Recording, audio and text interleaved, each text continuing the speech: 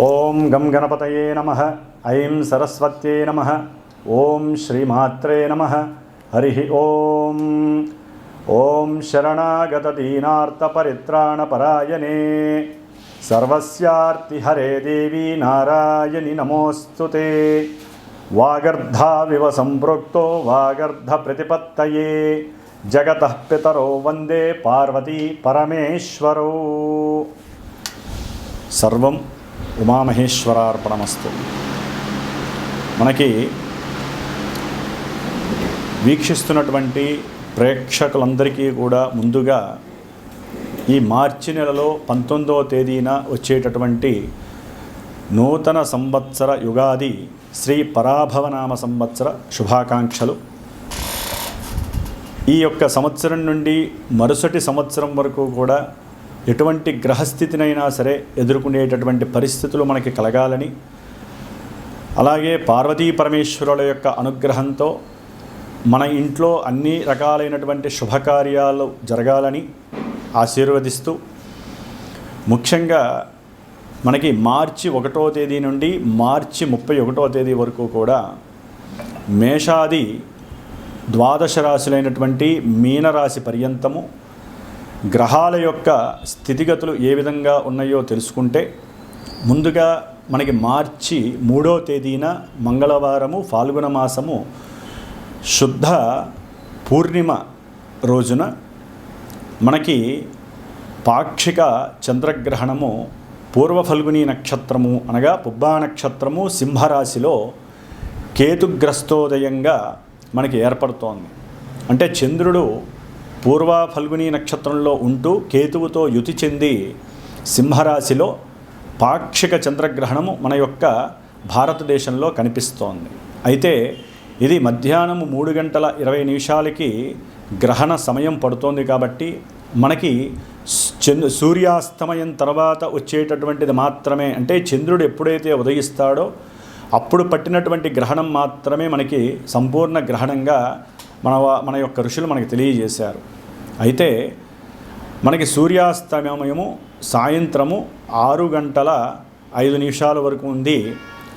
చంద్రోదయం కూడా తరుపది ప్రారంభమవుతోంది. మరి ఈ యొక్క గ్రహణము మోక్షకాలము దాదాపుగా 6:48 వరకు ఉంటుంది. కాబట్టి మనము సాయంత్రము ఎప్పుడైతే సూర్యాస్తమయం అయిపోతుందో అప్పుడు పట్టు స్నానము చేసి చక్కగా మీకున్నటువంటి మంత్రాలని ఉపదేశించుకొని, ఆ తదుపరి మోక్షకాలం తర్వాత విడుపు స్నానము చేసి చక్కగా అమ్మవారి యొక్క అంటే గృహాన్నంతా శుభ్రం చేసుకొని దీపారాధనలు చేసుకొని అమ్మవారి ఆరాధన గణపతి ఆరాధన చేసుకున్నట్లయితే ఈ యొక్క పాక్షిక చంద్రగ్రహణ దోషము ముఖ్యంగా పుబ్బా నక్షత్రం వారికి, భరణీ నక్షత్రం వారికి, అలాగే మనకి పూర్వాషాఢ నక్షత్రం వారికి అంటే జన్మతార, అనుజన్మతార, త్రిజన్మతార దోషము తొలగిపోతుంది. ముఖ్యంగా ఈ యొక్క దోషము మనకి సింహరాశి వారికి, అట్లాగే కన్యారాశి వారికి, మకర రాశి వారికి, ముఖ్యంగా వృషభ రాశి వారికి, వీరికి అధిక మొత్తంలో అధమ ఫలితం అనేటటువంటిది కలుగుతుంది. కొంత ఇబ్బందికరమైనటువంటి సూచనలు కనిపిస్తూ ఉంటాయి ఈ సంవత్సరము. అలాగే ముఖ్యంగా మనకి కన్యారాశి వారికి ఈ మార్చి నెల 1వ తేదీ నుండి మార్చి 31వ తేదీ వరకు గ్రహస్థితిగతుల్ని గమనిస్తూ, మరి ఈ రాశి వారికి ముఖ్యంగా 6వ స్థానమైనటువంటి కుంభరాశిలో రాహుతో పాటుగా కుజుడు, రవి, బుధుడు ఈ 3 గ్రహాలు కూడా రాహుతో కలిసి చతుర్గ్రహ కూటమి చాలా అత్యద్భుతమైనటువంటి ఫలితాలను ప్రసాదిస్తోంది. శుక్రుడు 2వ తారీఖు మార్చి 2వ తారీఖు నుండి కూడా తన యొక్క ఉచ్చస్థానమైనటువంటి మీనరాశిలో శనితో కలిసి ఆయన సప్తమ స్థానంలో అడుగు పెడుతున్నాడు. శని శుక్రుల యొక్క కలయిక మీనరాశిలో సప్తమంలో జరుగుతోంది. గురుడు 10వ స్థానంలో ఉండి 12వ స్థానంలో కేతువు యొక్క సంచారం. అంటే దాదాపుగా ఈ యొక్క గ్రహాల యొక్క స్థితిగతుల్లో ముఖ్యంగా 4 గ్రహాలు అనుకూలమైనటువంటి భావాలను ఇస్తున్నాయి. శుక్రుడు ఈ యొక్క కన్యారాశి వారికి వారు గనక కరెక్ట్గా కష్టపడి సరైన ప్రణాళికలను తయారు చేసి వేకప్ అయ్యి పెంద్రాడే నిద్ర లేచి ఎటువంటి బద్ధకాన్నైనా సరే త్యజించి ఎదిరించగలిగితే, వారిలో ఉన్నటువంటి ఆత్మవిశ్వాసాన్ని పైకి పురుగొలిపితే, వారిలో ఉన్నటువంటి బద్ధకస్తపు లక్షణాలు కానీ అట్లాగే అమాయకత్వపు స్థితిని కానీ పక్కన పడేసి, నా అంతటి వాడు లేడు, నేను ఏదైనా చేయగలను అనుకుంటే తప్ప ఈ శుక్రుడు ఉచ్చ స్థితి వీరికి అనుకూలమైనటువంటి ఆమోదయోగం కాదు. ఆర్థికంగా వ్యాపారంలో చక్కటి లాభస్థితిని, అట్లాగే భాగస్వామ్యపరంగా వీరికి అంటే భార్యాభర్తల మధ్య కొంతవరకు అనుకూలమైనటువంటి పరిస్థితి కుటుంబంలో వెల్లువిరిసే అవకాశం ఉంటుంది. అట్లాగే తండ్రి గారి యొక్క ఆస్తిపాస్తులు, స్థిరాస్తులు కావచ్చు, చరాస్తులు కావచ్చు, ధనపరంగా కావచ్చు, ఏదో రకమైనటువంటి భాగ్య ధనలాభం వీరికి దరిచేరనుంది. దానివలన ఇంట్లో గృహంలో విపరీతమైనటువంటి ఆనంద యోగాదులు కలిగే అవకాశం ఉంటుంది. 6వ స్థానంలో ఉన్నటువంటి రవి ఉద్యోగ సిద్ధిని కలుగజేయడానికి ఆల్రెడీ వీరికి ప్రయత్నాలు చేస్తూనే ఉన్నారు. ఉద్యోగం వచ్చే అవకాశాలు తప్పనిసరిగా ఉంటాయి. మార్చి 15 లోపలే ఏదైనా సరే వీరు సాధించాలి. సూర్యగ్రహ బలం అప్పటి వరకే ఉంది వీళ్ళకి, కన్యారాశి వారికి. చాలా కష్టపడతారు, కష్టపడాలి. ఒక రకంగా చెప్పాలంటే మనసులో తెలియని భయం ఆవహించి ఉంటుంది. ఈ ఉద్యోగం నాకు వస్తుందో రాదు, ఓరల్గా కానీ రిటర్న్గా కానీ రాసినటువంటి ఎగ్జామ్స్లో నేను పాస్ అవుతానో ఫెయిల్ అవుతానో అనేటటువంటి ఒక లోపల మస్తిష్కంలో ఏదో తిరుగుతూనే ఉంటుంది భయం. రాహుతో కలిసి ఉన్నారు కదండి. లెక్క ప్రకారం 6వ స్థానంలో ఉన్నటువంటి గ్రహాలు శత్రు, రోగ, రుణ బాధల నుంచి విముక్తిని కలుగజేయాలి. శత్రువులు మిత్రులు అవుతారు.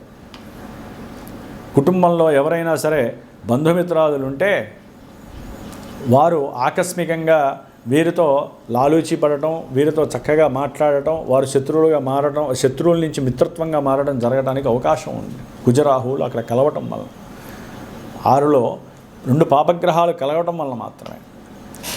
సూర్యుడు కూడా అక్కడే ఉండటం వల్ల ఉద్యోగ వ్యవస్థలో ఎవరైనా దూరమైన వాళ్ళు, అట్లాగే ఉద్యోగం పోయినటువంటి వాళ్ళు, ఉద్యోగంలోంచి డిస్మిస్ చేసిన వాళ్ళు, ప్రమోషన్ ఇవ్వనటువంటి వాళ్ళు, వాళ్ళే ఫోన్లు చేయటం, వాళ్ళే రమ్మని చెప్పటం, ఒక్కోసారి వాళ్ళకి విదేశాలకి ప్రమోషన్ ఇచ్చి ఉద్యోగాల్లో మీరు వెళ్తారా అని అడగటం, ఇలాంటి అనుకూలమైనటువంటి ఎన్నో పరిణామాలు, సంఘటనలు మీ ముందు తెచ్చిపెడుతున్నాయి ఈ మార్చి నెల.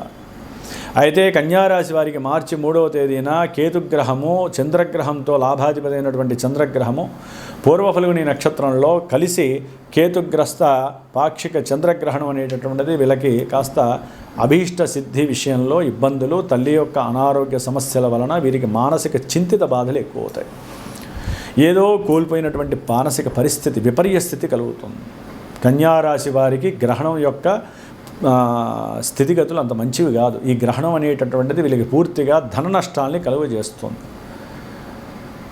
తండ్రి గారితో విభేదాలు కలుగజేయడానికి అవకాశం ఉంటుంది. ఇక్కడ మనకి జాతకంలో గోచారంలో చెప్పుకునేటప్పుడు ముఖ్యమైన గ్రహాలని 4 గ్రహాలే, రవి, బుధ, శుక్ర, కుజగ్రహాలే. ఈ 4 గ్రహాల యొక్క స్థితిగతులే మనల్ని కమాండ్ చేస్తాయి. మిగతా శని, గురు, రాహు, కేతు గ్రహాలు పెద్ద గ్రహాలు, అవిచ్చేవి లాంగివిటీలో ఉంటాయి. మరి సూర్యుడు ఒక రకంగా చెప్పాలంటే ఏదైనా అనారోగ్య బాధలు దీర్ఘకాలికంగా అనుభవిస్తూ ఉన్న, ఉద్యోగరీత్యా ఇబ్బందులు పడుతున్నా మార్చి 15 లోపల అవన్నీ కూడా మీకు పక్కకి వెళ్ళిపోయి మీకు సాటిస్ఫాక్షన్ కలుగజేస్తాయి. పెట్టినటువంటి పెట్టుబడులు అవతల వాళ్ళ ద్వారా మీకు వచ్చి చక్కగా మీకు ఇంట్లో ఏదో రకమైనటువంటి గృహ అవసరార్థమై మీకు ఉపయోగపడతాయి. బంధుమిత్రాదుల్లో ఎవరో ఒకరు ఆకస్మికంగా మీకు సహాయం చేస్తారు. ఉద్యోగ విషయంలో కావచ్చు, ఇల్లు కట్టుబడే విషయంలో కావచ్చు, లేకపోతే మీరు దూర ప్రయాణాలకు వెళ్ళే విషయం కావచ్చు, లేకపోతే పిల్లలకి సంబంధించినటువంటి విదేశీ ప్రయాణము వ్యాపార రీత్యా కావచ్చు, వాళ్ళు చదువుకోవడానికి రీత్యా కావచ్చు, వాళ్ళు వృత్తిరీత్యా కావచ్చు, పిల్లలకి సంబంధించి ఎవరైనా సరే మీకు ధనాన్ని కాస్త సహకరించే అవకాశం కూడా కలుగుతుంది. అయితే కన్యారాశి వారికి మార్చి 14 తర్వాత 15 తర్వాత సూర్యుడు సప్తమంలో ఉన్నటువంటి శుక్రుడితోనూ శనితో కలవటం అది కొంచెం దుర్యోగాన్ని కలుగజేస్తుంది. విపరీతమైనటువంటి అనారోగ్య సమస్యలు భార్యకి లేకపోతే భర్తకి, సమాజంలో మీకున్నటువంటి గౌరవ మర్యాదలు ఒక్కసారి కింద పడిపోయినట్టు అనిపిస్తూ ఉంటాయి.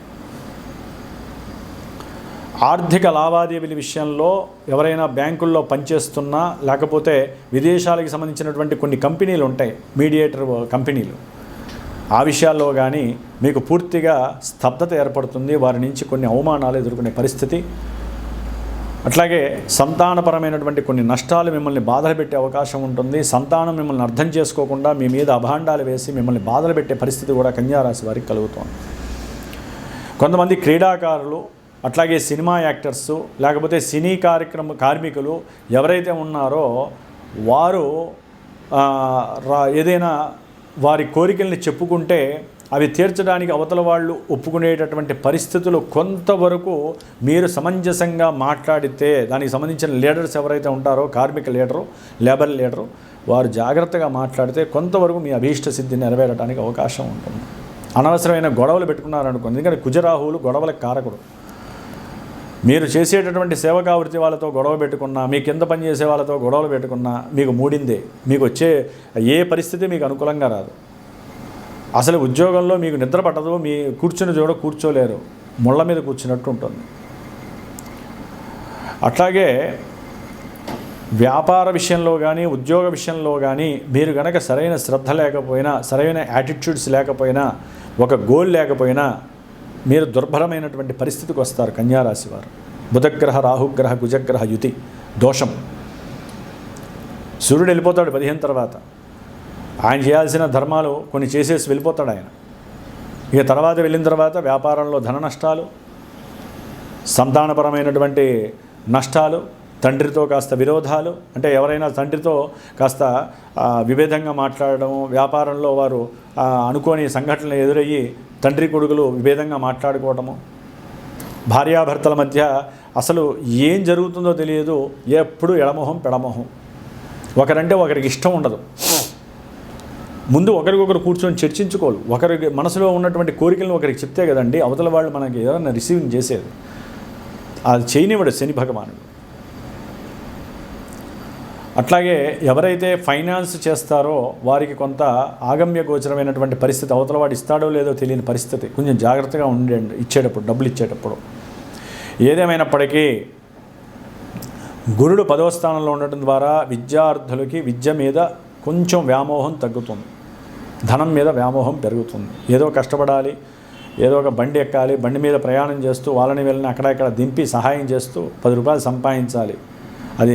అది స్విగ్గీయా, ర్యాపిడోనా, లేకపోతే ఇంకేదన్నా బిజినెస్ అనేది తర్వాత విషయం. బిజినెస్ మీద ఆలోచనలు పెడతాయి. చదువుకునే వయసులో బిజినెస్ మీద ఆలోచనలు వస్తాయి వీళ్ళకి. ఏదో సంపాదించాలి, ఏదో చేయాలి. కాబట్టి కొంచెం నెల విద్యార్థులు కొంచెం జాగ్రత్తగా ఉండాలి. లేనిపోని వ్యామోహాల వైపు వెళ్ళకూడదు. గురుచండాల దోషం కూడా కనబడుతోంది వీళ్ళకి. అట్లాగే తల్లిగారి యొక్క ఆరోగ్యం విషయంలో కొంచెం జాగ్రత్తగా ఉండండి. సరైన వైద్యం చేయించండి. ఆయుర్వేదం చేసుకుంటే ఇంకొంచెం మంచి జరగడానికి అవకాశం ఉంటుంది. వ్యాపార విషయంలో జాగ్రత్త. అయిన వాళ్ళ విషయంలో నమ్మడానికి ప్రయత్నం చేయకండి. శత్రువులు మిత్రులుగా మారతారనగానే లేకపోతే రోగాలన్నీ మటుమాయం అయిపోతాయి, మీకు ఉన్నటువంటి రుణాలన్నీ పోతాయి అనుకుంటే కాదు. అక్కడ కుజరాహులు కలిసి ఉంది. మీరు ఎన్ననుకున్నా కూడా ఇక్కడ కేతువు చూస్తున్నాడు. జాతకంలో కనుక వీళ్ళు కనుక విపర్య స్థితిలో ఉన్నట్లయితే అసలు మీకు అప్పుల బాధలతోనే సగం సమస్యలు చాలా ఇబ్బందులు పడతారు మీరు. అన్నదమ్ముల మధ్య అయితే కనుక విపరీతమైనటువంటి విద్వేషాలు కలుగుతాయి జాతకంలో ఏదైనా తేడా ఉంటే. కుజరాహుల యొక్క మిశ్రమం ఇప్పుడైతే కనుక కొంచెం డౌన్ఫాల్లో ఉంటుంది. వాళ్ళ మధ్య ఉన్నటువంటి గొడవలన్నీ స్టాప్ అయిపోతాయి. ఒక్కోసారి కలిసి ఉద్యోగంలో బయట కలవటము, ఇంట్లో కలవకపోయినా, ఎందుకంటే ఇంట్లో కలవరు, భార్యలు ఒప్పుకోరు ఇంట్లో కలిస్తే, అన్నదమ్ములు కలిస్తే, అందుకని బయట కలుస్తూ ఉంటారు. అయినా కూడా ఏదో నాంచుడు మాటలు, ఏదో తెలియనటువంటి వాగ్వాదాలు, ఏదో పెట్టుబడుల విషయమో, లేకపోతే నా ఆస్తులు మనకి రావాలి, ఇంకా కోర్టు కేసులు ఎన్నాళ్ళు, లాయర్లకి ఎంతవరకు డబ్బు పెడతాము, అది జరగదు పెట్టదు, ఇవే మాటలు కలిసిన. ఆత్మీయంగా మాట్లాడుకోండి అన్నదమ్ములు. కన్యారాశి వారికి 6వ స్థానంలో ఉన్న కుజరాహువులు కలిసి రావాలంటే ఆత్మీయంగా మాట్లాడుకోవాలి. మీకు మీరే సృష్టించుకోండి. గృహంలోంచి బయటకు వచ్చిన తర్వాత అన్నదమ్ములు మీరిద్దరూ ఒక తల్లి కన్నబిడ్డలుగా మారిపోవాలి తప్ప మీ కుటుంబం అనుకొని వస్తే ఆ సమస్య అప్పటికీ అలాగే ఉండిపోతుంది. కాబట్టి అన్నదమ్ముల యొక్క బంధం చాలా గొప్పది. అది గృహంతో లింకు పెట్టకండి, భార్యలతో లింకు పెట్టద్దు. భార్యలైనా సరే అక్క చెల్లెలతో హ్యాపీగా ఉండండి. కొంతమంది మగవాళ్ళు ఒప్పుకోరు మాట్లాడితే. కాబట్టి కొంచెం జాగ్రత్త పడండి, మానసికంగా స్టెబిలిటీగా ఉండండి. ఈ గ్రహణం యొక్క ఎఫెక్షన్ కొంతమందికి లేనిపోని సమస్యలను సృష్టిస్తుంది. అట్లాగే కొంతమందికి హార్మోన్స్ ఇన్బ్యాలెన్సింగ్ అవ్వటము, రక్త ప్రసరణ వ్యవస్థలో రోగ నిరోధక శక్తి తగ్గి మళ్ళీ అది వేరే రకంగా మారటము, దీర్ఘకాలిక అనారోగ్య సమస్యలు భార్యాభర్తలు ఎవరో ఒకరు కలగటము, అట్లాగే నేత్ర సంబంధిత సమస్యలు కొంత మిమ్మల్ని ఇబ్బంది పెట్టడం, ఒక్కోసారి హాస్పిటల్స్కి వెళ్తే సరైన వైద్యం అనేది తగ్గటము, దాని పరంగా అప్పులు చేయాల్సిన పరిస్థితి. కాబట్టి ఇవన్నీ కొన్ని ఇబ్బందులు ఉన్నాయి. కాబట్టి ఉన్నంతలో కన్యారాశి వారికి కొంతవరకు బర్డెన్స్ తగ్గుతాయని మాత్రం నమ్మండి.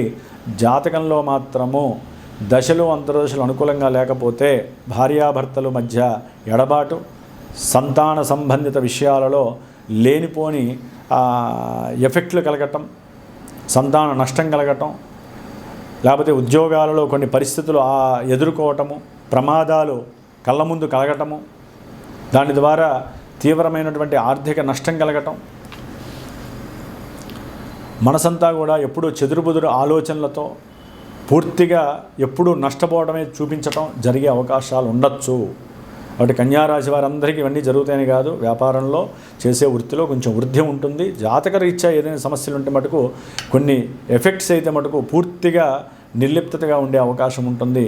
కాబట్టి అవకాశం ఉంటే అవకాశం చేసుకొని భార్యాభర్తలు సంతానం గురించి కానీ, భార్యాభర్తలు ఎడబాటు లేకుండా ఉండటం గురించి కానీ, వ్యాపారంలో నష్టాలు లేకుండా ఉండాలన్నా, ధన నష్టాలు పోకుండా ఉండాలన్నా, ముఖ్యంగా నేత్ర సంబంధిత దోషాలు లేకుండా, ఉదర సంబంధిత బాధలు పడకుండా, వ్యాపారంలో అకస్మాత్తుగా కలిగేటటువంటి తీవ్రమైనటువంటి ఒత్తిడి ఎదుర్కోవాలన్నా, ఉద్యోగపరమైనటువంటి మార్పులు చేర్పులు జరగకుండా ఉండాలన్నా తప్పనిసరిగా మీరు ఆదిత్య హృదయం ఆరోగ్యరీత్యా చదవండి.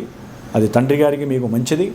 అట్లాగే హనుమంతుడి యొక్క ఉపాసనలో ఏదో రకమైంది బడబాణల స్తోత్రం చదువుతారా, మారుతి స్తోత్రం చదువుతారా, పంచముఖ ధ్యానం చేస్తారా, హనుమంతుడి ధ్యానం, లేకపోతే శ్రీరామరక్ష స్తోత్రం చదువుతారా, లేకపోతే సుందరాకాండలో ఒక సర్గ పారాయణ చేస్తారా, ఏదో ఒకటి చేయండి, మిమ్మల్ని మీరు కాపాడుకోండి. ఓం శరవణ భవాయ నమః.